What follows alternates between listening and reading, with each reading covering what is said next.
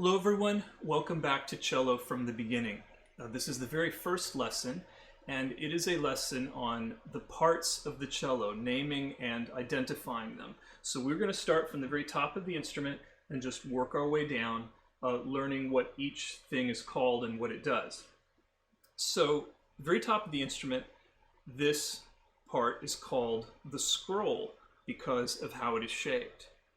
The scroll is hollowed out here into the peg box. We call it the peg box because going into the peg box are these large tuning pegs. These are turned to tune the instrument to make the string go higher or lower. So the strings that you can see, one attaches to each peg.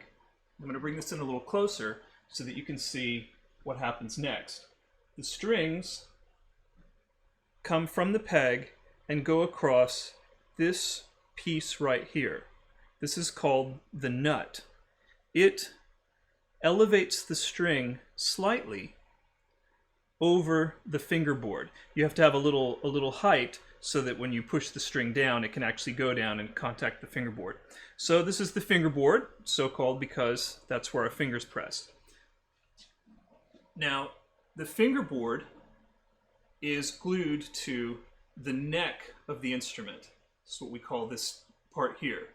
But it extends past that, as you can see, and out into the space over the instrument. So as the strings go down, they go over the fingerboard here, and we come to this. This is the bridge. So the string is vibrating when you play between the nut here and the bridge here. The bridge is not glued to the instrument. It's held in by the pressure of the strings. And the feet of the bridge here are pressing against this part of the instrument, which is called the top. You can see that the top has openings cut in it. These are called F-holes, and they are to allow the sound to escape. So the string is vibrating, the bridge is vibrating, the top is vibrating.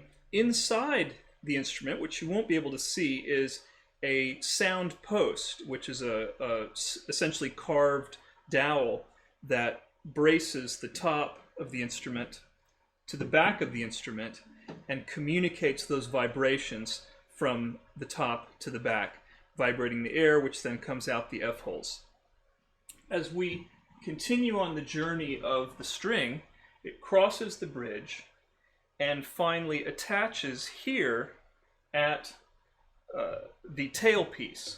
Now there are different kinds of tailpieces. A lot of tailpieces will have fine tuners here. These are small tuners to make a small adjustment in the pitch of the instrument, and in that case the string would attach into that fine tuner, which is then mounted or built into the tailpiece. In my case, I have what are called geared pegs. So these pegs have an internal, they're not just pushed in there and then turned and held by friction. They have a gear inside of them, so they function as both a large tuner and a fine tuner. So I don't have the fine tuners on my tailpiece. Tailpieces are made of many different substances. Mine is actually made of carbon fiber, so it's very thin and light. As we continue down, you'll see there is a wire. In this case, it's a parachute cord, which has become popular now. This is called tail gut because it used to be made of gut, but now it's usually made, this is the popular thing now, is this parachute cord, which goes and wraps around this part here. On a violin, there would just be a button here, but on the cello, this is our end pin. So we extend the end pin to the whatever height we need it to play, and it braces the instrument or rests the instrument on the floor. We have here the sides of the instrument, which are called bouts. We have an upper bout and a lower bout. And I think that about covers all the parts of the instrument. There's a couple other things on here that you may see.